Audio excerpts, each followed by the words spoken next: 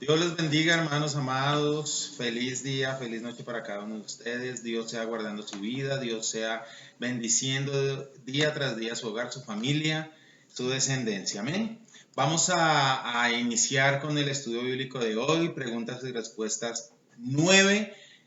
Ya tenemos preguntas, Pastor Edward. Así es. Salude, por favor.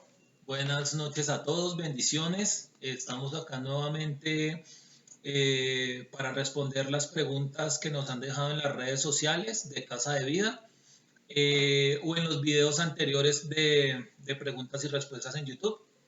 Procuren dejarlos las preguntas en el último video que hayamos subido para procurar responderlas en los siguientes videos que hagamos. Vamos a abordar unas que nos hicieron en las redes sociales, Pastor John. Vamos a iniciar.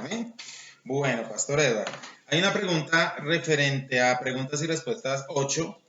Dice así, en ese capítulo hablamos sobre el árbol de la vida y preguntan ¿para qué es el árbol de la vida? Preguntan exactamente, pues dicen no me quedó claro, ¿para qué es el árbol de la vida? Bueno, esa respuesta nos la da Apocalipsis, capítulo 22, si no estoy mal. Vamos a mirar acá. Apocalipsis, capítulo 22.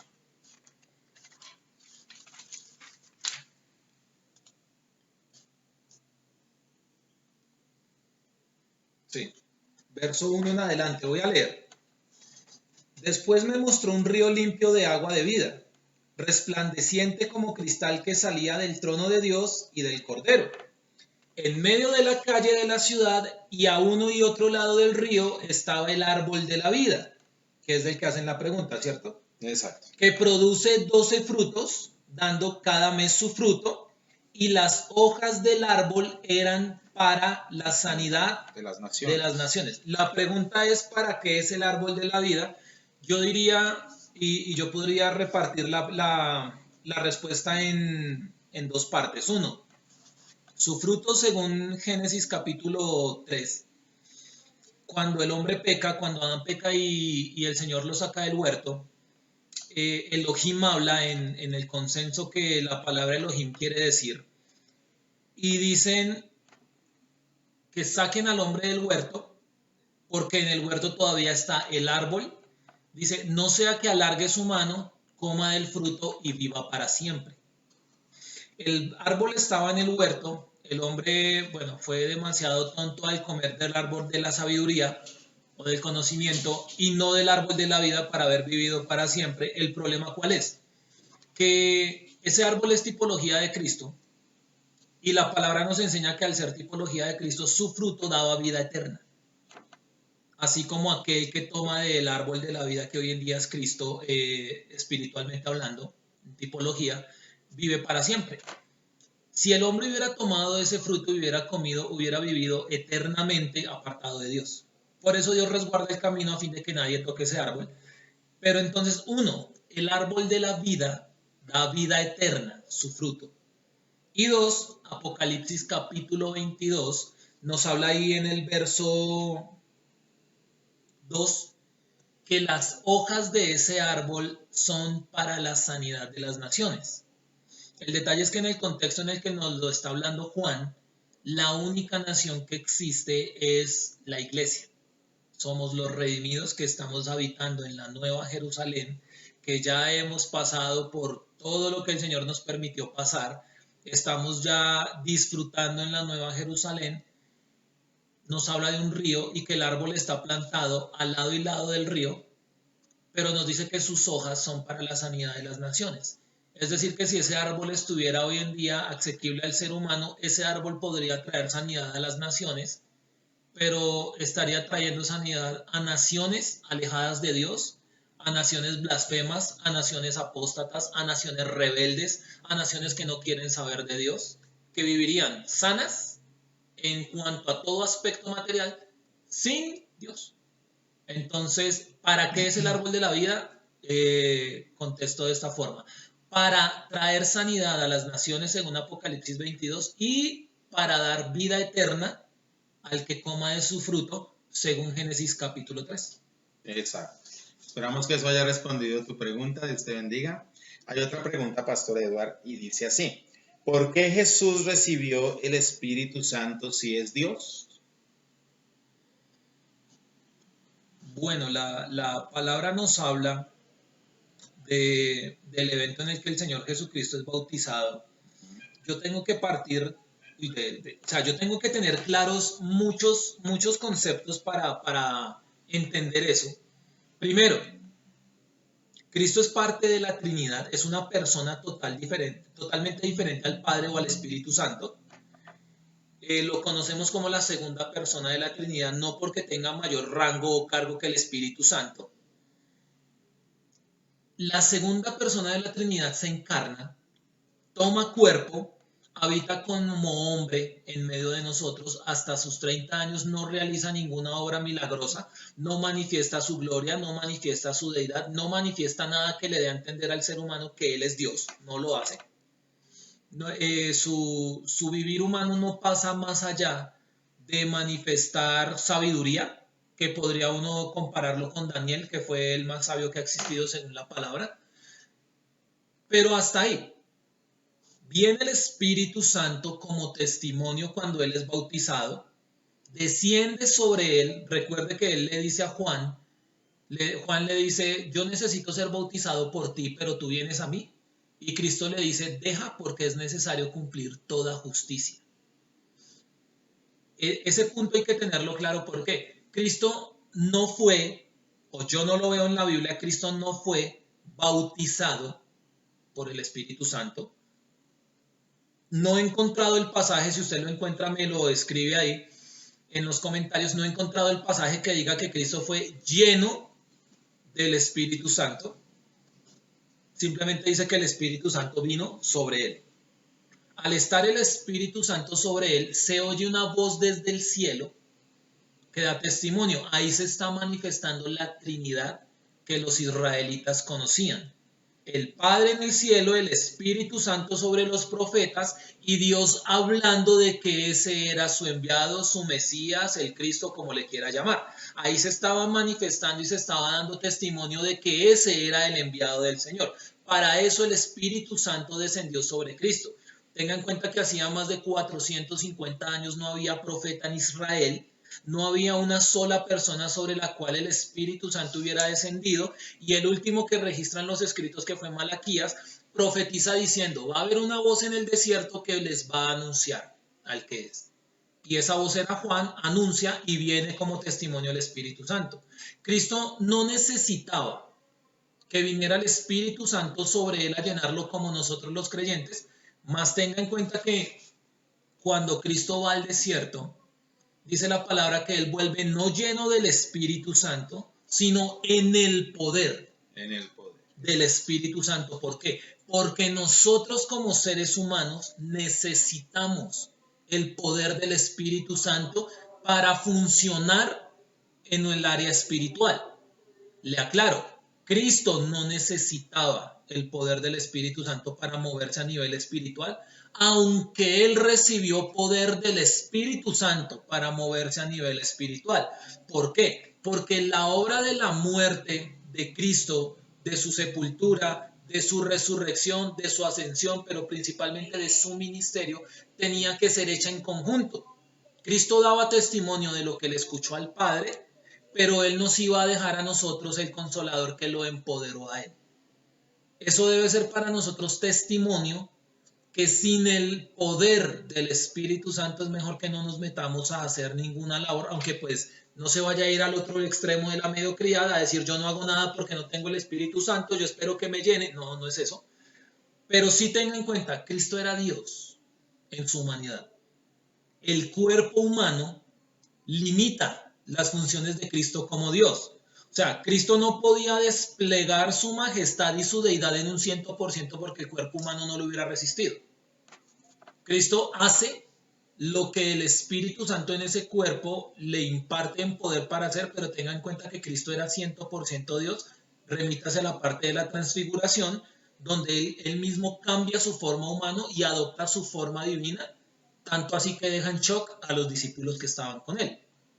Entonces, Pastor John, no se necesitó O reitero, la Biblia no nos habla que Cristo fuera lleno del Espíritu Santo, no Ni nos habla que bautizado. haya sido bautizado por el Espíritu Santo, ni nos habla que él hubiera necesitado eso, ni ninguna profecía bíblica. Simplemente nos habla que el Espíritu Santo descendió sobre él. Ok, perfecto. Esperamos que eso haya respondido tu pregunta. Si algo no te queda claro, por favor, déjalo en los comentarios, ¿ok? Pastor, hay otra pregunta aquí. Dice así, ¿qué le pasa al hombre después que muere? Entonces, mire, yo les voy a contestar de la siguiente manera. Hay un texto en la palabra de Dios muy claro que es Hebreos capítulo 9. Vamos para allá. Hebreos capítulo 9, versículo 27. Hay muchos libros escritos y dependiendo de la religión, cada persona tiene también su pensamiento referente a qué sucede después de que el ser humano fallece. Pero pues como estamos en preguntas y respuestas de la Biblia, vamos a mirar la respuesta de la Biblia, ¿ok? Vamos a mirar la respuesta de la palabra del Señor. Hebreos capítulo 9, verso 27, dice así en el nombre del Señor, y de la manera que está establecido para los hombres que mueran una sola vez y después de esto el juicio. Eso es lo que nos dice la palabra del Señor que está establecido para cada uno de nosotros como seres humanos. Que muramos una sola vez y después de esto vamos a ser juzgados. La palabra de Dios nos dice en Romanos que para nuestro juicio interviene la conciencia del ser humano, el razonamiento del ser humano. También la Biblia nos aclara que las acciones de la persona y principalmente la palabra de Dios. Vamos a ser todos juzgados según la santa ley del Señor, según su palabra. Aclaro, no según el judaísmo, sino según la palabra del Señor. Entonces, ¿qué pasa al hombre después de que muere? Es juzgado. Pero ese juicio tiene un propósito, ahí no se acabaron las cosas. Y les aclaro, hay personas que tienen en su concepción mental que cuando nosotros nos morimos y nos entierran, a la nada vamos, quedamos en un lugar que es nada. El ser humano deja de existir. La palabra de Dios no aprueba esa postura.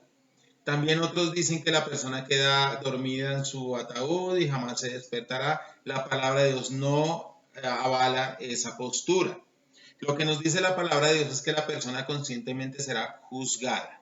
¿Listo? Y la Biblia nos habla de dos eternidades. ¿Por qué? Porque el ser humano es eterno desde la creación. Desde que fue creado por Dios, el ser humano es revestido de eternidad.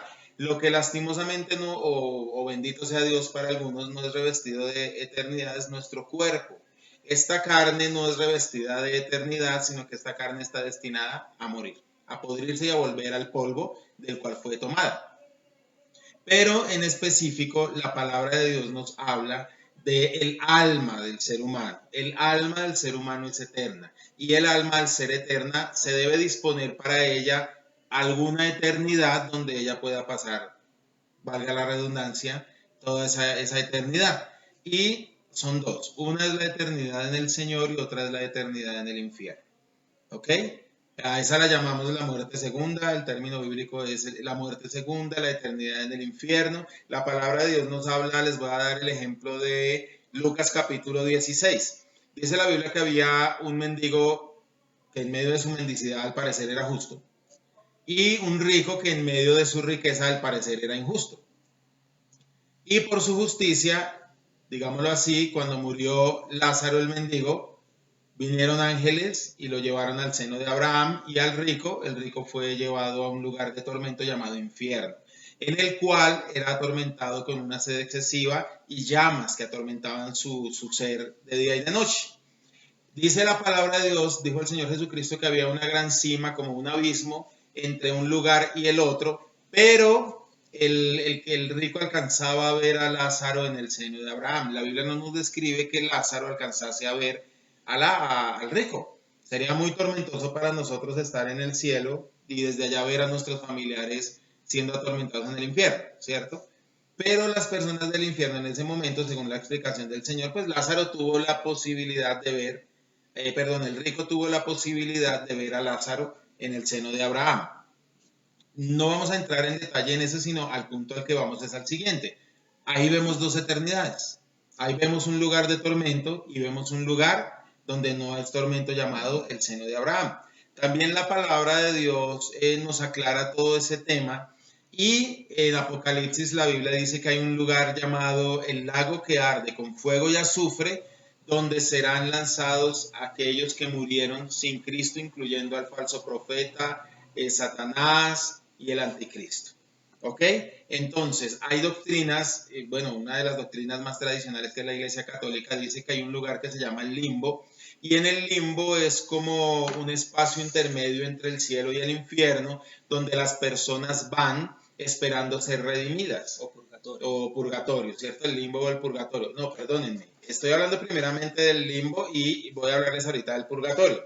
El limbo es el lugar, digamos, donde van los feticos, los abortos. Ellos quedan en el limbo, allá.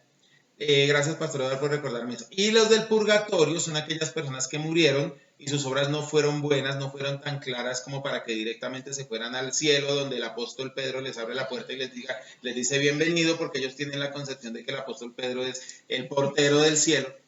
Porque Cristo le dio las llaves. Porque tiene las llaves, entonces el que abre y cierra la puerta del cielo. Entonces ellos creen que la persona va a un lugar que se llama purgatorio, donde va a purgar sus penas. Entonces sus familiares aquí en la tierra le pagan misas, hacen sacrificios, novenas. ¿Para qué? Para que el sacerdote saque a la persona del limbo y la persona vaya para el cielo. Doctrina que no es apoyada por la Biblia, doctrina que no es apoyada por la palabra de Dios. Más bien, si miramos del trasfondo de esa doctrina, que algún día esto vamos a darles el estudio sobre eso, es un trasfondo pagano. Entonces, miramos claramente a través de la palabra del Señor que existe un cielo y que existe un infierno. Y es la palabra del Señor la que va a juzgar a cada uno para que tú puedas saber a dónde vas a ir. Pues yo te invito a que mires los estudios que tenemos de la palabra de Dios acerca de ese tema. ¿Listo? Entonces, ¿qué pasa al hombre después que muere? Es juzgado y es colocado en una de esas dos eternidades, llamada cielo o llamada infierno. Espero que esto haya respuesto tu pregunta. Te bendecimos en el nombre del Señor y vamos a seguir con la siguiente pregunta. ¿Para qué le entregó las llaves del cielo Jesús a Pedro? Bueno, Jesús le entregó, según los católicos, para ser portero, ¿no? Para abrir y cerrar la puerta. Bueno, la palabra, eso está en Mateo, capítulo 16, y también está en Lucas, ¿no? Y también está en Lucas. Mateo 16, vamos para allá, verso 18. Dice la palabra del Señor. Yo lo voy a leer en esta versión desde el 18. Tenga en cuenta que aquí, bueno, conocemos este pasaje. Pedro acaba de confesar que Cristo es el Hijo de Dios. Y Cristo le dice en el verso 18, y yo también te digo que tú eres Pedro. Bueno, eso es otro tema, lo de piedra y roca. Y sobre esta roca edificaré mi iglesia. Y las puertas del Hades no prevalecerán contra ella. Y a ti te daré, tenga en cuenta que está hablando en futuro, no le está diciendo a ti te doy, a ti te daré las llaves del reino de los cielos.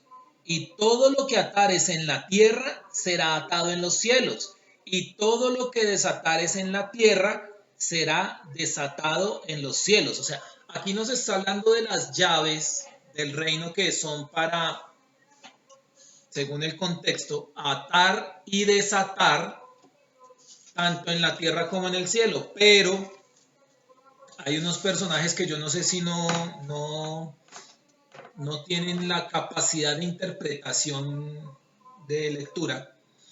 Toman este pasaje para decir que usted desata sus bendiciones en el cielo y las recibe en la tierra. Que usted desata su sanidad en el cielo y la recibe en la tierra. Que usted desata su familia en el cielo y es desatada. No habla de eso. No tiene nada que ver incluso. Lucas capítulo 18. Lucas capítulo 18, verso 18. Esa es la concordancia de ese pasaje, pero a mí me causa mucha curiosidad lo que sucede ahí. Ok, 18. Espérame porque no es Lucas 18. Mateo 18. Mateo 18. Mateo 18. Mateo 18, 19, si no estoy mal. 18. 18. Sí. Tenga en cuenta que el Señor está en un discurso, pero aquí ya él, o sea, antes el Señor está hablando, con Pedro, Pedro lo confiesa como Señor y Salvador, dice, usted es el Cristo, Cristo le dice, usted es Pedro y sobre usted voy a edificar mi iglesia y le voy a entregar a futuro las llaves del reino, para que usted ate y desate. Pero mire que cuando él está hablando acá, voy a leer desde el verso 15 para que usted entre en el contexto. Por tanto, si tu hermano peca contra ti, ve y repréndele estando tú y él solos. Si te oyere, has ganado a tu hermano. Mas si no te oyere, toma aún contigo a uno o dos, para que en boca de 2 o 3 testigos conste toda palabra. Y si no los oyere a ellos, dilo a la iglesia. Ahí hablan de la murmuración, el chisme en la iglesia. Y si no oye a la iglesia, tenle por gentil y publicano. O sea, aquí está hablando de un proceso de disciplina y de restauración y perdón a un hermano que está fallando en algo. Es un proceso bastante largo. Y ahí dice el verso 18, es el mismo pasaje. De cierto os digo que todo lo que atéis en la tierra será atado en el cielo, y todo lo que desatéis en la tierra será desatado en el cielo. ¿Qué es lo que el Señor está diciendo acá conforme al contexto? Verso 19. Otra vez les digo que si 2 de vosotros se pusieren de acuerdo en la tierra acerca de cualquier cosa que pidieren, les será hecho por mi Padre que está en los cielos. Porque donde están 2 o 3 congregados en mi nombre, allí estoy yo en medio de ellos. Tenga en cuenta que el Señor está hablando de lo mismo que le dijo a Pedro de atar y desatar, que se hace con las llaves del reino, pero Él está entregando esa autoridad no a un hombre como piensa la Iglesia Católica, se lo está entregando a su iglesia.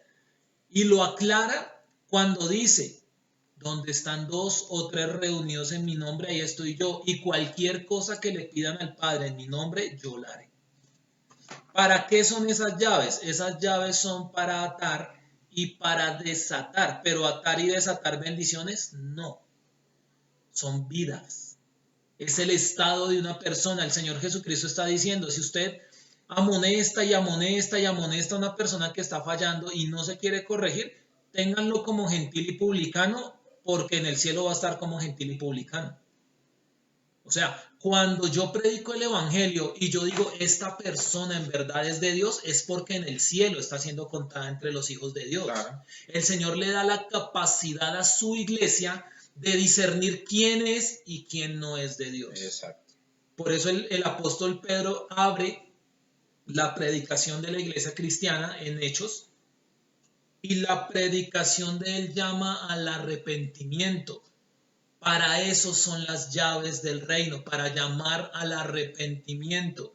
Porque el Señor... Incluso él abrió la predicación a los judíos y abrió la predicación a los gentiles. Abrió el reino de los cielos a los judíos y a los gentiles. Exactamente. Él ató y desató. Yo se lo voy a decir de esta forma. La palabra, el mismo apóstol Pedro dice que Cristo es una roca. Y eso estaba profetizado, si no estoy mal, por Isaías. Dice que esa roca, quien se pare sobre ella será sustentado, pero sobre quien caiga esa roca será despedazado. Cristo es una roca, ¿para qué? Para sostener o para aplastar. Exacto. Las llaves del reino de los cielos son para dar entrada al perdón de Dios, o son para condenar a la gente a través de la predicación del evangelio cuando rechazan la predicación del evangelio.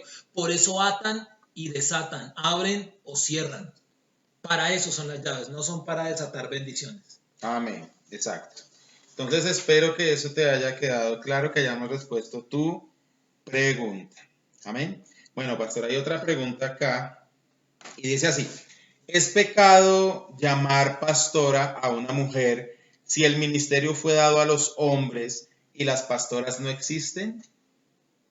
Repito la pregunta. Sí, pastor, eso le iba a decir, por favor, repítala. ¿Es pecado llamar a pastora a una mujer si el ministerio fue dado a los hombres y las pastoras no existen? Bueno, no sé, yo parto ahí de no sé si es la pregunta que está mal estructurada, porque en sí la pregunta dice, si es pecado, pues no es pecado. Bueno, yo veo aquí varias cosas en esta pregunta, ¿no? Sí, está... Tú misma estás dando la respuesta. No estoy diciendo que tu respuesta está bien o esté mal. Tú estás diciendo, bueno, ¿es pecado llamar pastora a una mujer ¿Es pecado llamar pastor a una mujer? No. No es pecado llamar pastor a una mujer. Dice, si el ministerio fue dado a los hombres, ¿de dónde tú sacas que el ministerio fue dado a los hombres? Ahí se está asumiendo. Tú estás asumiendo que el ministerio fue dado a los hombres. Y las pastoras no existen. Tú estás asumiendo que las pastoras no existen. Si tú miras a tu alrededor, las iglesias están llenas de pastoras, ¿cierto? Entonces, bueno, ahí entraríamos a mirar varios puntos para poder satisfacer tu pregunta. Está súper interesante y créeme que es una pregunta controversial. Bastante controversial. Porque dependiendo de la religión o la perspectiva desde donde tú la mires, pues, por ejemplo, en el catolicismo no es permitido sacerdotisas. Lo equivalente a las sacerdotas o sacerdotisas vendrían a ser las monjas. Las madres. Las madres, ¿cierto? No sé, en el judaísmo no hay rabinas, o no sé si en este momento... Yo no conozco rabinas. He sabido de algunas mujeres rabino del judaísmo, más estoy seguro que no serían del judaísmo ortodoxo. Miramos en el cristianismo pastores y miramos pastoras. Pero independientemente de lo que el ser humano quiera hacer o haya hecho, ¿qué dice Dios? ¿Cierto? Estamos hablando de preguntas y respuestas bíblicas. Entonces, ¿qué dice la palabra del Señor? Para iniciar, hermanos amados, pues, tenemos que mirar qué es el ministerio pastoral. ¿Qué sería el ministerio pastoral, Pastor Eduardo?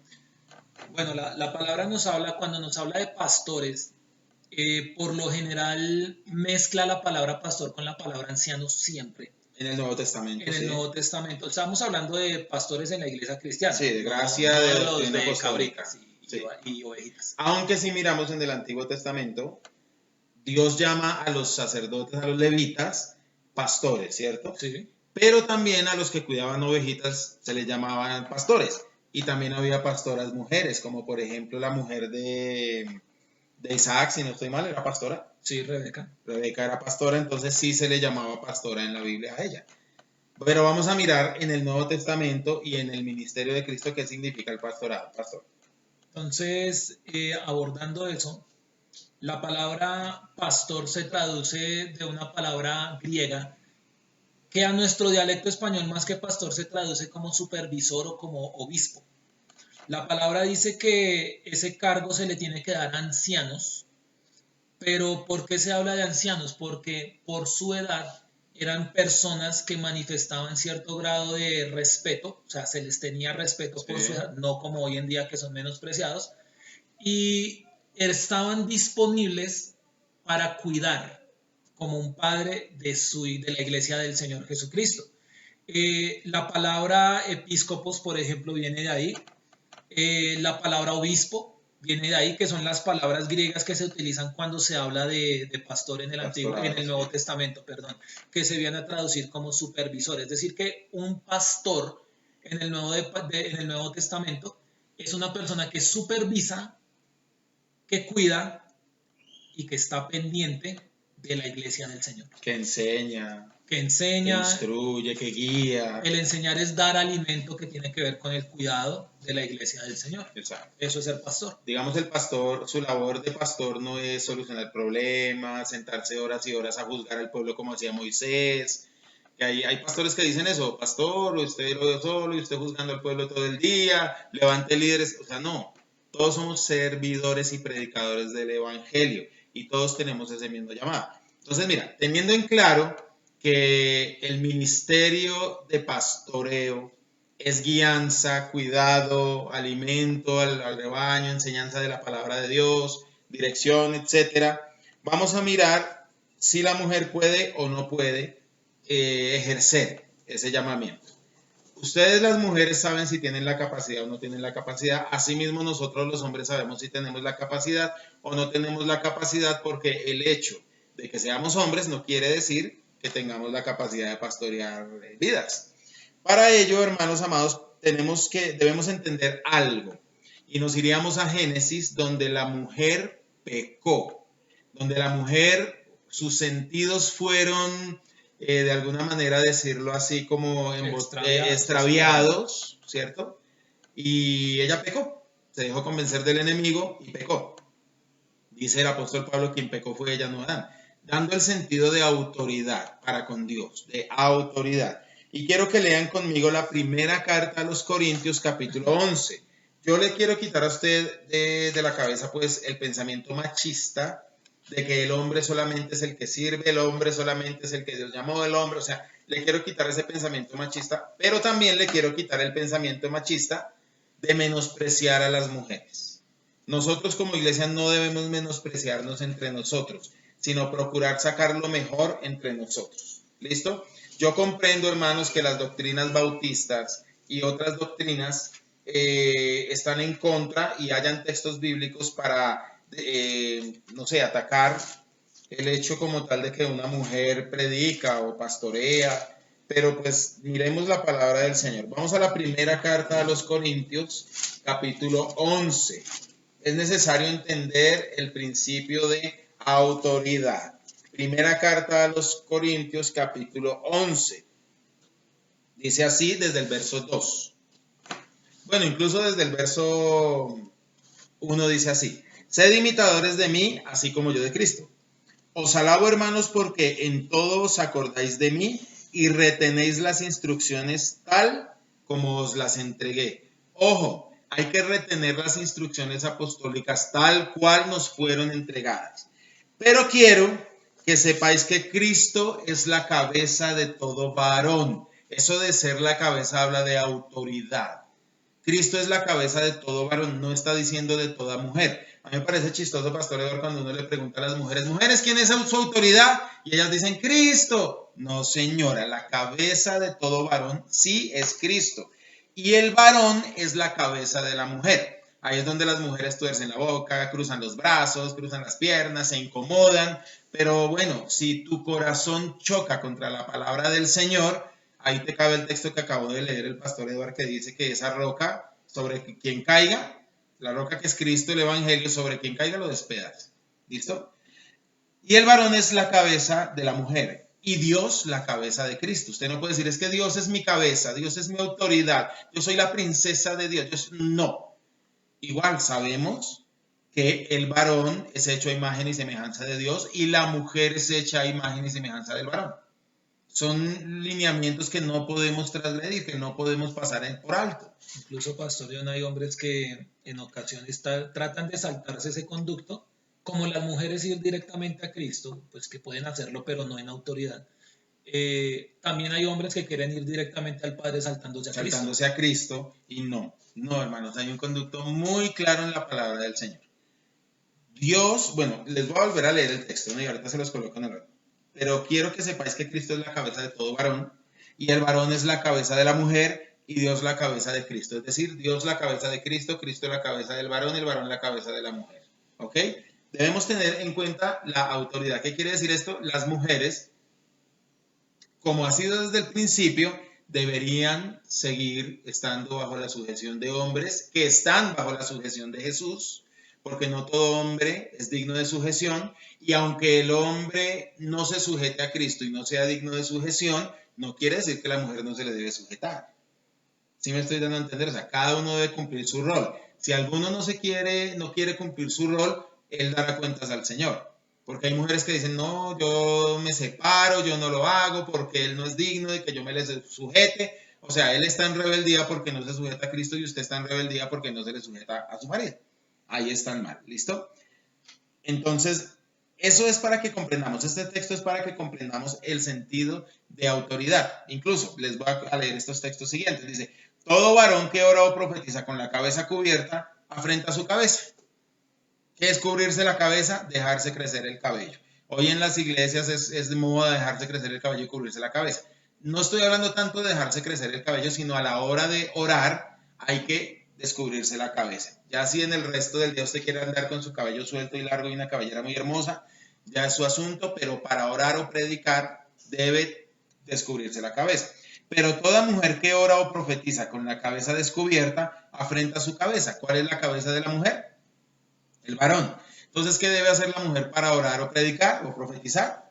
Debe cubrirse su cabeza. ¿Con qué se cubre la cabeza? Según dice este pasaje, con el cabello. ¿Listo? Porque si la mujer no se cubre, que se corte también el cabello. Y si le es vergonzoso a la mujer cortarse el cabello o raparse, que se cubra.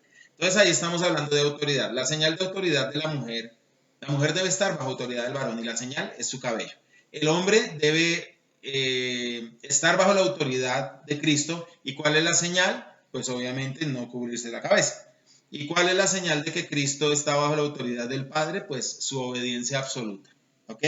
Vamos a mirar también la primera carta a los Corintios capítulo 14, que son dos textos que están bastante relacionados con este tema, Pastor Edward. Primera a los Corintios capítulo 14, versículo 34. Vuestras mujeres callen en las congregaciones porque no les es permitido hablar, sino que estén sujetas como también la ley lo dice. ¿Lo puede repetir, por favor? Vuestras mujeres callen en las congregaciones porque no les es permitido hablar, sino que estén sujetas como también la ley lo dice. Aunque este texto está hablando de un tema, lo voy a correlacionar con el de Primera a Timoteo capítulo 2, versículo 11. Primera Timoteo capítulo 2, verso 11 dice: la mujer aprenda en silencio con toda sujeción, porque no permito a la mujer enseñar ni ejercer dominio sobre el hombre, sino estar en silencio. Básicamente, hermanos, aunque con otros textos más que nos menciona la palabra del Señor, pero básicamente estos son los textos que toman algunas doctrinas para anular totalmente el ministerio de la mujer. Si en algún momento la mujer tiene ministerio, ¿no? Vamos a mirar eso a través de la Biblia. Entonces, en el texto de la primera carta a los Corintios, capítulo 14, verso 34, dice así, lo repito: vuestras mujeres callen en las congregaciones, porque no les es permitido hablar, sino estar sujetas, como también lo dice la ley. Me parece que es una prohibición muy sana, incluso hoy día, aunque no estamos bajo una cultura romana como tal, ni estamos en la ciudad de Corinto, donde las mujeres estaban acostumbradas a gritar que eran prostitutas y a alzar sus voces y a no respetar a los varones, sino a hacer sexualmente lo que ellas querían. No sobra que hoy día en las iglesias muchas mujeres aprendan, y no solo mujeres, niños, jóvenes y hombres, a cerrar la boquita en la congregación. Y si tienen alguna pregunta, pues pregunten en la casa, ¿cierto? No sé el pastor cómo ve este texto. Pues Pastor John, en Corinto había un problema, precisamente lo que usted mencionaba ahorita. La mayoría de mujeres cristianas o no cristianas eran prostitutas, ejercían la prostitución. De ahí que el apóstol envía la segunda carta. Pero cuando se le habla este punto, es que son textos malinterpretados por falta de exégesis. O sea, es muy sencillo. La Biblia no dice que la mujer se calle en la congregación porque es vergonzoso, no lo dice. No dice que sea un pecado, no dice que vaya camino al infierno, dice que es indecoroso, o sea, está rompiendo el decoro. ¿Por qué? Recuerde que en ese tiempo los que se reunían en las plazas o en los debates eran los hombres. Los que filosofaban y tenían debates eran los hombres. Ese era el decoro. Entonces, que una mujer se parara a debatir o a hablar o a hacer o a mí no me parece, rompía el decoro. Rompía el decoro porque se estaba comparando a la corintiana, a la prostituta. Exactamente. Entonces, partiendo de esa base, el apóstol le dice a la mujer: guarde silencio en la congregación y pregúntele a su esposo en la casa. Eso no quiere decir que lo que usted decía, Pastor John, hoy en día por lo general son más los hombres los que no guardan decoro en las congregaciones. Por ejemplo, yo he visto, conozco mucha gente que se sienta en las congregaciones y escuchan predicar a un hermano o a un líder y se ponen a juzgar lo que la persona está diciendo, interrumpe la predicación. O alzar la mano, eso no es así, o es que también tal cosa, y a tratar de acotar, violando un sentido de autoridad que ejerce la persona que está desde adelante. Está enseñando, exacto. Entonces, para ese caso, yo también le aplicaría lo que dijo Pablo: guarde silencio. Y si quiere preguntar algo, pregunte cuando se acabe la reunión, porque está rompiendo el decoro. Exacto. Eso en cuanto al texto de los Corintios, ¿no? Pero el texto que más duro utilizan para justificar el hecho de que la mujer debe estar callada es este, y vamos a mirar ese texto porque el texto es tremendo, en la primera carta a Timoteo capítulo 2, versículo 11 y 12. Lo voy a volver a leer, dice: la mujer aprende en silencio con toda sujeción, porque no permito a la mujer enseñar ni ejercer dominio sobre el hombre, sino estar en silencio. Yo he escuchado a muchos pastores que dicen: hay que mirar el trasfondo, hay que mirar el trasfondo. Y cuando uno mira el trasfondo, uno puede entender, o sea, si miramos el texto así literal, o sea, el texto es literal, pero si lo miramos sin el trasfondo, sin el contexto, tenemos que decir que las mujeres se callan en la iglesia que ni siquiera oren ni nada, que se callen Claro. y que aprendan en toda sujeción, ¿cierto? Pero ¿cuál sería el trasfondo? Estamos hablando de la primera carta escrita por el apóstol Pablo a Timoteo. ¿En dónde se encontraba Timoteo? ¿Dónde estaba la iglesia que estaba pastoreando Timoteo? En Éfeso. Era la iglesia de Éfeso. ¿Qué Dios gobernaba a Éfeso en el sentido pagano? La diosa Diana. Diana. Diana de los Efesios. Diana de los Efesios, La ¿cierto? diosa griega. Creo que es la misma Afrodita, ¿no? No, no es la misma Afrodita. Ok. Diana de los Efesios, hermana de Apolo, si no estoy mal. Diana era la diosa de la virginidad, la diosa de la cacería. Era una diosa que según ella era muy hermosa y según ella no necesitaba de varón, ¿cierto? Entonces la cultura, usted puede analizar la cultura que se movía en Éfeso, que era una cultura feminista. Era una cultura feminista. En los templos de Diana no había sacerdotes, varones, sino sacerdotisas, mujeres y vírgenes, las cuales servían a esta diosa pagana. Ese sería entonces el trasfondo religioso. El trasfondo social sería precisamente ese, que había un libertinaje en cuanto al feminismo, Matriarcado. como un matriarcado, y las que estaban autorizadas para la enseñanza eran las mujeres. Esas eran las sacerdotisas. Resulta, hermanos amados, que a través de la predicación del evangelio muchas de esas mujeres y muchas de esas líderes y muchas de esas sacerdotisas llegaron a las iglesias, llegaron a la iglesia, llegaron al evangelio. Y fue necesario que el apóstol Pablo le escribiera a Timoteo y le dijera que estas mujeres no lideren aquí, sino que se sujeten. ¿Por qué? Porque ellas no venían acostumbradas a la sujeción al varón. Ellas venían acostumbradas a liderar porque ellas eran de Diana de los Efesios. Pero al llegar al Evangelio, que es de Jesucristo, el Hijo de Dios, donde se nos enseña sujeción, entonces estas mujeres posiblemente chocaran. Por eso el texto dice que aprenda en silencio con toda sujeción. Tal vez ellas por su anhelo ellas querían que les enseñaran a ellos y no, señora, o querían ellas enseñar y debatir, porque al decirles con toda sujeción habla de que ellas tal vez no recibían la enseñanza que se les estaba dando. Tal vez se generaba conflicto entre la enseñanza y lo que ellas tenían ya predispuesto en sus mentes. ¿Por qué yo le digo así, hermanos? Este texto en específico se lo habla el apóstol Pablo a Timoteo, ¿cierto? Pero no le dice dile a la iglesia que las mujeres se callen. Mire lo que dicen los textos anteriores. Quiero pues, voy a tomarlo desde el verso 8, que los hombres oren en todo lugar levantando manos santas sin ira ni contienda. O sea, enséñale a los varones a que ellos tienen que orar, no que solamente las mujeres son las que tienen que orar como tal vez ellos venían acostumbrados, sino que ellos deben orar y deben levantar manos santas sin ira y sin contienda. Asimismo que las mujeres se atavíen de ropa decorosa. Si usted mira los recortes griegos de estatuas griegas en los museos o en internet, usted mira que la vestimenta griega era una vestimenta bastante deshonesta, naturalmente era una bata de tela muy delgada en la cual se le transparentaban sus vestiduras. Entonces el apóstol Pablo le dice que las mujeres se atavíen o se vistan de ropa decorosa, con pudor y modestia, que no mostraran entonces sus partes íntimas y su cuerpo, no con peinado ostentoso, ni oro, ni perlas, ni vestidos costosos, que muy posiblemente esto haría parte de la vestimenta de las sacerdotisas de los templos de Diana, sino con buenas obras, como conviene, como corresponde a mujeres que profesan la piedad. O sea, le está diciendo, enséñeles a estas mujeres que están empezando cómo deben conducirse para profesar la piedad. O sea, ahí entendemos que les estaban evangelizando a estas mujeres, les estaban enseñando el camino del Señor a estas mujeres.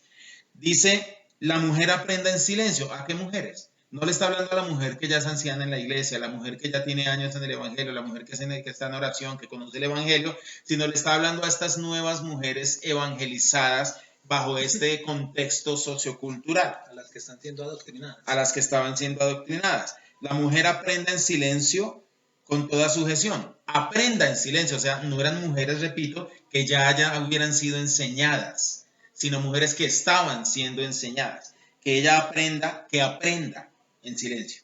Si usted lleva 20 años en el evangelio, usted puede seguir escuchando prédicas pero si a usted se le da un micrófono y se le para adelante, usted tiene palabra para dar. Si usted lleva 20 años congregándose, ¿cierto? A estas mujeres no, porque no conocían como tal el evangelio.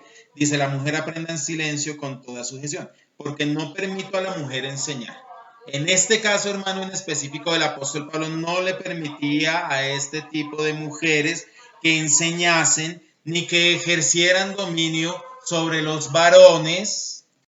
Repito, porque no permito a la mujer enseñar ni ejercer dominio sobre el hombre, sino estar en silencio. ¿En silencio haciendo qué? Aprendiendo. Porque si vamos a tomar este versículo, entonces la mujer no puede orar en la iglesia, no puede cantar en la iglesia, no puede decir buenos días, no puede decir Dios te bendiga, porque tiene que estar totalmente en silencio. Aquí no está hablando del hecho de que la mujer mantenga la boca cerrada, sino está hablando de que estas mujeres, bajo esta cultura sacerdotal de Diana de los Efesios, acostumbradas a mandar, a gobernar, a dirigir, por favor en las congregaciones optaran por aprender en silencio y ser edificadas de la palabra de Dios. Y le está dando la razón. Yo me pregunto, si le está hablando a las cristianas, ¿por qué el apóstol Pablo les dice, por qué Adán y por qué Eva, si ellas ya conocen esa doctrina? Se la está hablando a ese tipo de creyentes que son creyentes nuevas de la doctrina o del pensamiento griego, que seguían a Diana de los Efesios, ¿sí? Porque Adán fue formado primero y después fue formada Eva.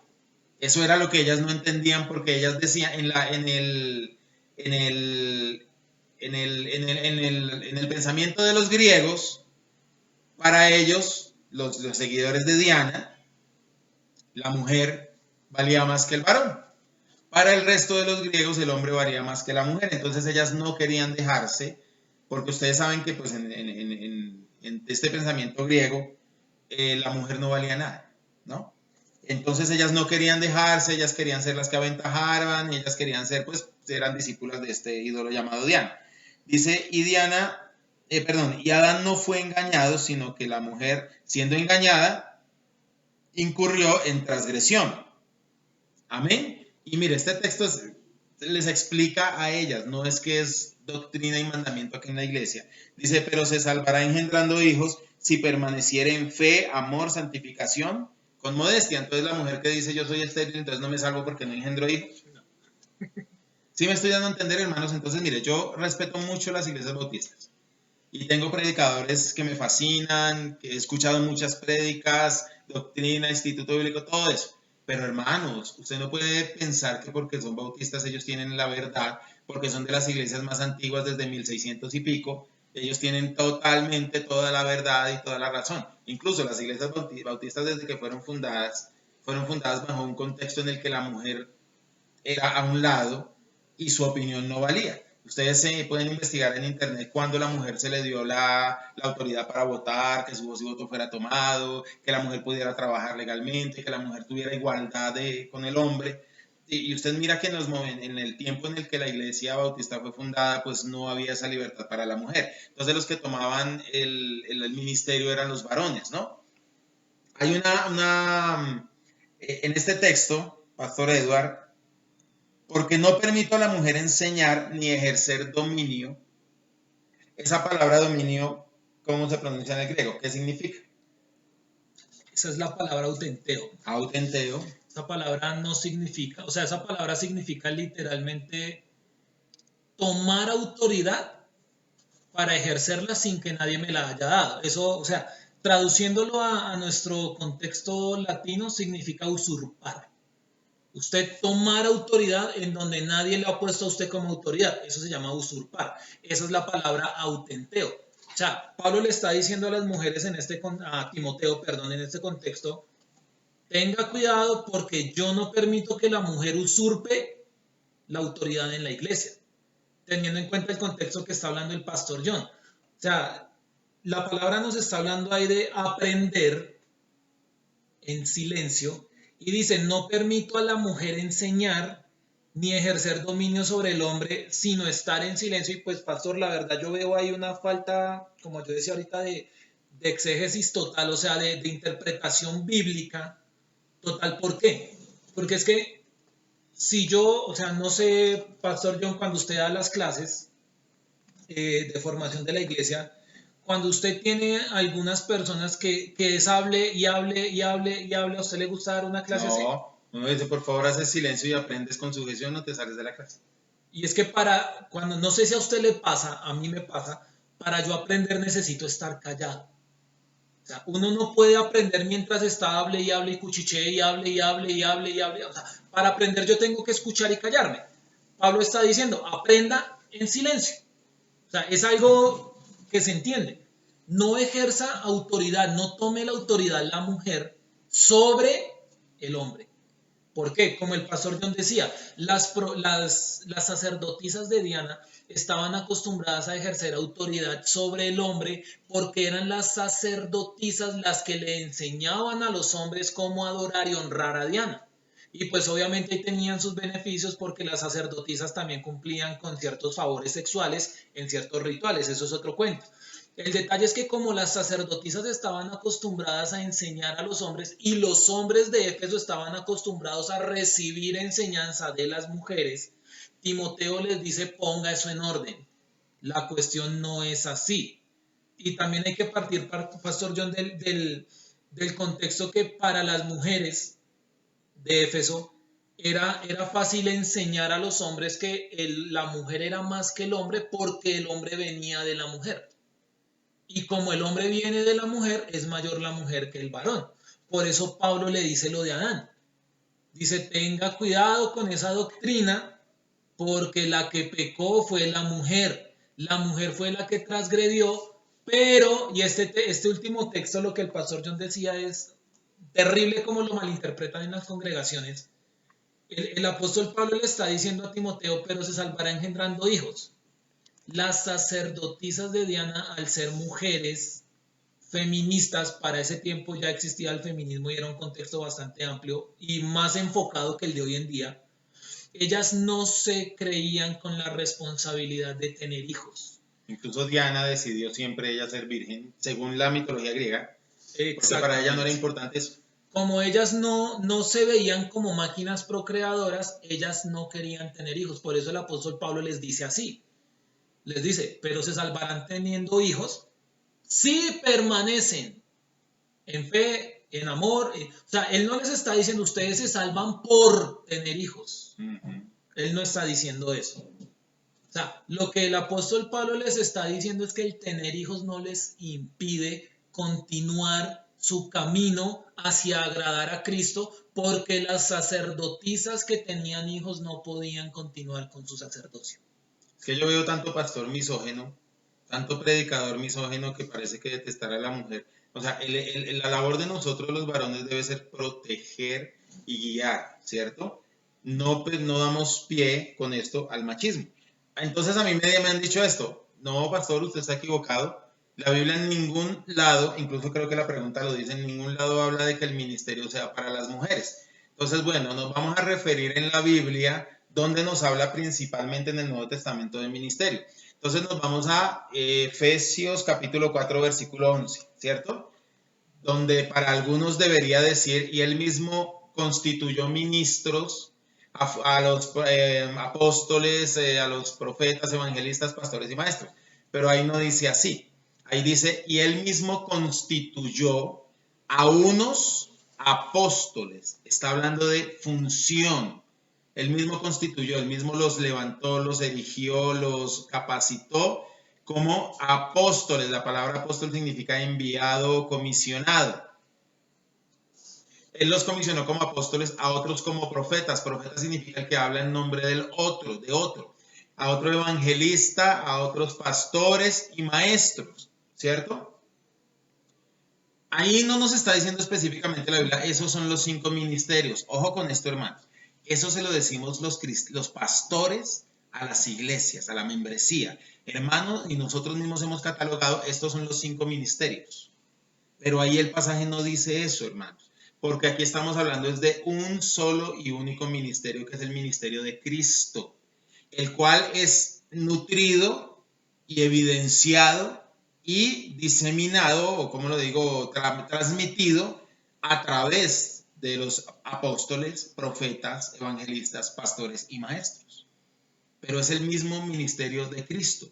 Nosotros no podemos decir que solamente hay 5 ministerios y que entonces yo tengo este tal ministerio y yo, o sea, no, yo soy una piedra más, un brazo más, un miembro más en el ministerio de Jesucristo, en el ministerio glorioso del Hijo de Dios, ¿sí? Entonces, teniendo eso entendido, hermanos, yo sí le doy la razón si usted me dice es que el apostolado fue entregado a los varones, tiene toda la razón. No hay muestra bíblica de que haya pastorado en las mujeres, una muestra, apostolado, ni pastorado, ni evangelista en las mujeres, se lo entiendo, pero recuerde algo, las hijas de Felipe el evangelista eran profetisas en el Nuevo Testamento. O sea que sí hay ministerio de profeta en las mujeres. Y recuerde que el diaconado también era para las mujeres. Mira aquí mismo en Primera de Timoteo capítulo 8 dice requisito de los diáconos. Capítulo 3, verso 8. Perdóneme, capítulo 3, verso 8 dice así. Los diáconos asimismo deben ser honestos, sin doblez, no dados a mucho vino, no codiciosos de ganancias deshonestas, que guarden el ministerio de la fe con limpia conciencia, y estos también sean sometidos a prueba primero, y entonces ejerzan el diaconado si son irreprensibles. Las mujeres, asimismo, sean honestas, no calumniadoras, sino sobrias, fieles en todo. Los diáconos sean maridos de una sola mujer y que gobiernen bien sus hijos y sus casas, porque los que ejerzan el diaconado, aquí ya está generalizando, tanto hombres como mujeres, no solamente hombres, ganan un grado honroso y mucha confianza en la fe que es en Cristo Jesús.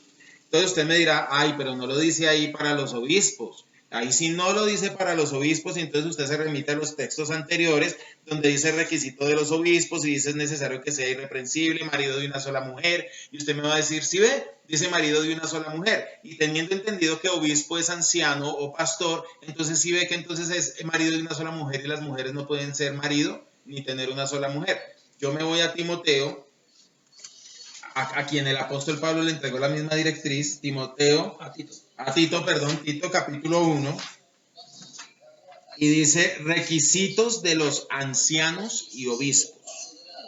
Requisitos de ancianos y obispos.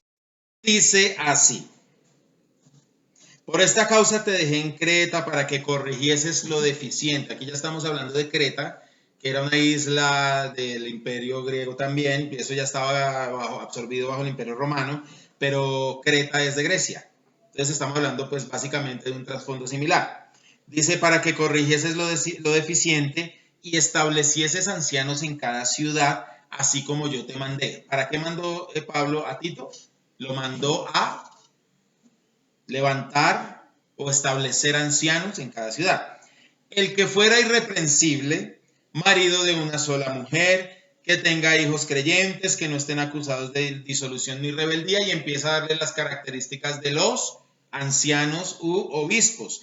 Pero a la altura del capítulo 2, le voy a leer el capítulo 1, verso 18, dice, profesan conocer a Dios, pero con los hechos lo niegan, siendo abominables y rebeldes, réprobos en cuanto a toda buena obra. Pero tú, Timoteo, no le dice el nombre de Timoteo, pero pues le está hablando a Timoteo, pero tú habla lo que está de acuerdo a la sana doctrina. Recordemos que si leemos todo el pasaje, le está comisionando que levante ancianos y le estaba dando las directrices de cómo levantar los ancianos, qué características deben tener los ancianos.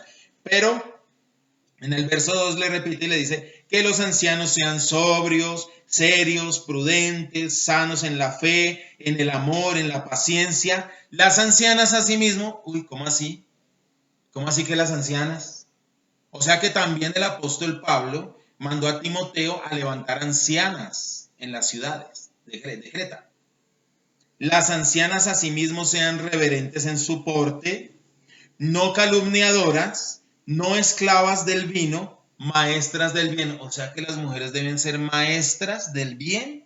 ¿Cuál es el bien? El evangelio. O sea que las mujeres deben predicar la palabra, deben enseñar. Miremos, dice, que enseñen. O sea que la mujer sí puede enseñar, sí puede ser anciana. Que enseñen a las mujeres jóvenes a amar a sus maridos y a sus hijos. ¿A través de qué? A través del evangelio. A través del evangelio. A ser prudentes, castas, cuidadosas de sus casas, buenas, sujetas a sus maridos. ¿Para qué? Para que la palabra de Dios no sea blasfemada. ¿Se está dando usted cuenta, hermano y hermana, que el apóstol Pablo le dio la instrucción a Tito de que levantara ancianos y ancianas, porque también las mujeres pueden ejercer ese llamado a ser ancianas? Lo que la Biblia no autoriza, y para eso me remito a primera carta a los Corintios capítulo 11, es a que la mujer sea la anciana dirigente en una congregación. O, si usted lo quiere ver así, que la mujer ejerza autoridad sobre los hombres tomada por sí misma. O sea, si la mujer quiere ejercer autoridad sobre los hombres, debe estar bajo sujeción de su marido, debe estar bajo sujeción de sus pastores, debe estar bajo sujeción del liderazgo de los varones de la iglesia. Es decir, si los varones de la iglesia no aceptan que la mujer enseñe, la mujer no lo puede hacer, por lo menos en esa iglesia local. La mujer siempre debe estar en sujeción. Pero habemos pastores, nuestra posición en la iglesia Casa de Vida, hermanos y hermanas, es que apoyamos el ministerio para la mujer si la mujer se une al ministerio de Cristo. ¿Qué es el ministerio? Un servicio. Yo no soy pastor, yo hago la obra de pastor, porque yo no nací con el báculo aquí en la mano y la vara y el cayado en la mano, no. Es la obra que yo hago, es el ejercicio que yo estoy dando día tras día para, digamos así, mostrar mi entrega a Cristo y seguir sus parámetros, sus lineamientos y su enseñanza, ¿cierto? Pero yo realmente soy un hijo de Dios, soy un cristiano común y corriente. Hay muchas personas que confunden el hecho de que somos pastores y somos más que la congregación. O sea, no, nosotros somos oveja y olemos a oveja igual que todo el mundo. Sencillamente tenemos una autoridad mayor, tenemos una responsabilidad mayor, ¿ok? Y una labor muy diferente. Entonces, si la mujer lo hace, hay personas que me dicen, no, usted está equivocado. Entonces, a la esposa del médico, del doctor en medicina, se le dice, doctora, y uno responde, obviamente no, ¿cierto? Mi respuesta, ¿cuál es? Si yo soy doctor, yo soy médico, y tengo mi esposa que es ingeniera, abogada, contadora o lo que sea, a mí en el hospital me van a decir doctor, la gente que me conoce por mi grado me va a decir doctor. Pero sí, ¿por qué? Porque yo estudié, me gradué, la universidad me certifica, el Ministerio de Educación de determinado país me certifica. Pero yo le voy a hacer una pregunta. Si mi esposa también estudió, si mi esposa también se graduó, si mi esposa también ejerce la medicina, ¿no le dicen entonces doctora? Así sea mi esposa, también le dicen doctora. No por méritos de mi título, ¿cierto? Pero hay otra cuestión. Si mi esposa no se graduó en medicina, pero ella trabaja conmigo, me ayuda y por el conocimiento empírico ella ha aprendido, pues muchas personas le van a decir doctora. Porque tal vez ella receta, les da consejos, les da, no sé, sí, muchas personas le pueden decir doctora. Pero yo les quiero aclarar algo. El hecho de que hayamos estudiado en una universidad medicina, derecho, contaduría, leyes, no se puede comparar con el ministerio.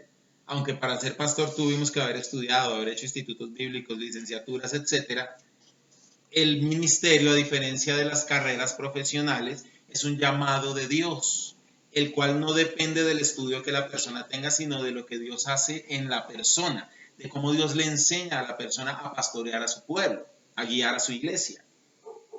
Y la mujer debe ser ayuda idónea para el varón. Entonces, si yo soy pastor y mi esposa es mi ayuda idónea, ella me va a ayudar a mí en el ministerio. ¿Cómo me va a ayudar? ¿Cómo me ayuda a mí mi esposa? Hermanos, yo aquí en la congregación no tengo casi contacto con las mujeres. ¿Por qué? Aquí tenemos una estructura, tenemos la líder de damas, tenemos la líder de jóvenes, tenemos no sé qué. Pero yo no me tengo que ver en absoluto con las jovencitas, ni encerrarme en consejerías con las jovencitas, ni irme a ningún lado con las jovencitas. Para eso está la pastora, que sería mi esposa. Ella está haciendo una labor de pastoreo, ella está haciendo una labor de cuidar las ovejas, de ayudarme, tal vez en lo que pueda hacer. ¿Para qué? Para que mi ministerio no sea blasfemado y alguna jovencita diga es que el pastor me dijo, el pastor me insinuó, el pastor me estaba enamorando. O sea, no. Todo lo que tengan que hablar las mujeres con su pastor, lo van a hacer con mi ayuda idónea, que sería mi esposa. Todo lo que vayan a hablar las jovencitas con el pastor, lo van a hacer con mi ayuda idónea, que sería mi esposa. Si usted le quiere decir pastora o le quiere llamar por su nombre, ya es su cuestión. Si usted ve que ella le pastorea, pues si quiere decirle pastora, es como en mi caso. A mí hay gente que no me dice pastor, sino me dice Johncito o me dice hermano John. O sea, yo no me pongo bravo por eso. No a todos los abogados uno le dice abogado, sino uno le dice doctor Manuel o abogado Manuel. ¿Sí me estoy dando a entender? Entonces, ¿qué sucede? La pregunta claramente dice que si es pecado llamar pastora a una mujer. Si la mujer te está pastoreando o no te pastorea a ti, sino está pastoreando a otros, pues si tú quieres llamarla pastora no pecas, si no quieres llamarla pastora tampoco pecas, pero ella dará cuenta al Señor por el rebaño que Dios encomendó en sus manos, porque ella también depende del príncipe de los pastores.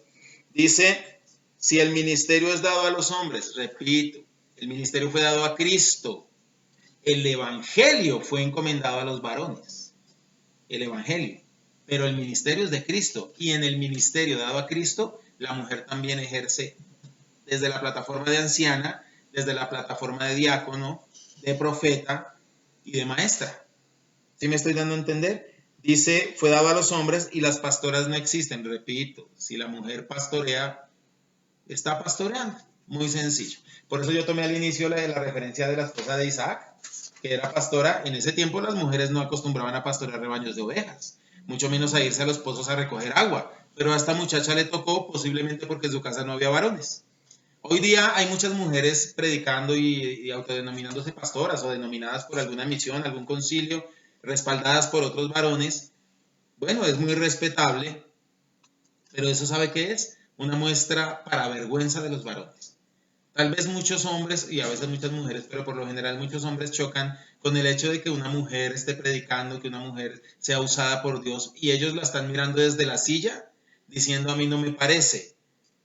Más bien levántese usted, varón, y predique la palabra de Dios y usted va a ver cómo las mujeres también van a predicar juntamente con nosotros y vamos a ganar a muchos para el Señor. Amén. No sé, Pastor Eduardo, si hay algo que quiera también acotar a ese punto. Pues sí, Pastor John, hay un texto bastante tergiversado en el cristianismo. No sé si usted recuerda cuando el apóstol Pablo le dice a los corintios, ¿cómo así que tenemos que venir a ustedes con cartas recomendándonos a nosotros mismos? Exacto. Mucha gente asume que esas, y dice él, nuestras cartas son ustedes, abiertas y leídas por todo. Mucha gente asume que eso habla de que yo tengo que dar testimonio y que yo soy un testimonio vivo a todo el mundo. Pablo no está diciendo eso. Pablo dice, la carta de recomendación que yo necesito traerle a usted para que usted vea que yo soy apóstol es usted. ¿Por qué? Porque usted es el sello de mi apostolado lo ejercí en usted. Entonces es muy sencillo. En el caso de las mujeres pastoras, ¿yo qué le diría a alguien que contradice? Coja un grupito de 10 o 15 hombres o mujeres de una congregación donde una de estas es pastora y dígale, ¿para usted ella es pastora? Y estos 10 o 15 le van a decir, sí, para mí ella es pastora por esto y esto y esto y esto y esto. ¿Cuál sería la evidencia del pastoreo de esa mujer? Esos 15. Lo que hay que mirar es, bueno, pero yo veo que ella es la que predica, ella es la pastora, pero está bajo sujeción a su esposo, cría a sus hijos, está pendiente de la iglesia, le mantiene su ropita lavada a su esposo, su comidita, lo ama, lo cuida. Es una mujer sujeta, es una mujer de Dios. Mira, hay pastoras o mujeres que predican, como usted le quiera llamar, que se encargan de la congregación y su esposo es llamado pastor, pero usted ve que el esposo en la iglesia es prácticamente un cero a la izquierda. Le dicen pastor por respeto, pero quien mueve todo, quien está pendiente, quien cuida, quien ora, quien ayuna, quien vigila, quien hace y no hace, es la mujer. Pero cuando uno habla con el esposo dice, claro, yo la respaldo. Esa labor no está mal. Lo malo entra cuando la mujer toma una autoridad que no se le dio. O sea, en Casa de Vida, cuando una mujer predica, lo hace porque su marido la autoriza y principalmente porque sus autoridades, que somos el pastor John y yo, le autorizamos a predicar. Porque así su esposo le diga vaya predique, si nosotros no autorizamos, no enseña. En Casa de Vida pasa así. Hay lugares en donde las mujeres toman la vocería, toman la autoridad por encima de los hombres y la ejercen sin contar con la autoridad de un hombre y eso está mal. Pero lo que decía el pastor John ahorita es tremendo. Hay lugares, y conozco uno en particular, en donde a una mujer le tocó encargarse de la congregación porque los hombres que tenían que encargarse de la congregación tuvieron miedo y preferían que la iglesia se acabara y a la mujer le tocó. Y yo he escuchado, me ha llegado el rumor, y muchos se me acercan a decirme, pero ella ¿por qué está pastoreando? Ella no tiene que pastorear porque las pastoras no existen en la Biblia. Y yo me pongo a pensar y yo digo, y entonces mandamos toda esta gente para el infierno porque a usted no le parece que una mujer esté cuidando gente que usted no es capaz de cuidar. O sea, eso se llama doble moral.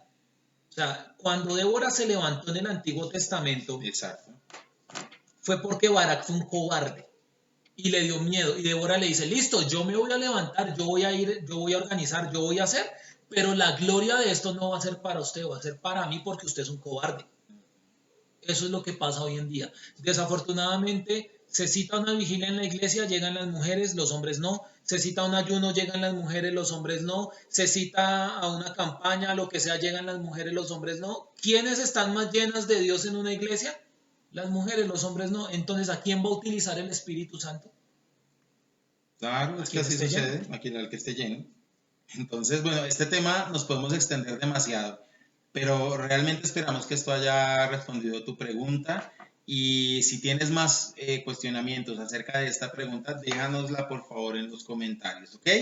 Bueno, yo creo que con esto terminamos por este día. Les bendecimos en el nombre de Jesús. Por favor, si has sido edificado a través de esta enseñanza, suscríbete, activa la campanita, dale like a esta enseñanza, comparte esta enseñanza con otras personas, públicala en tus redes sociales para que otras multitudes de personas también sean edificadas por lo que Dios te habla a ti en esta noche a través de estos humildes siervos del Señor. Amén. Te bendecimos en el nombre de Jesús y Dios te bendiga, Dios te guarde. Somos los pastores del Río, John del Río, Eduardo del Río, de la Iglesia Cristiana Casa de Vida, ubicada en Soacha, Cundinamarca, en Colombia. Amén. Dios les guarde a todos. Hasta luego.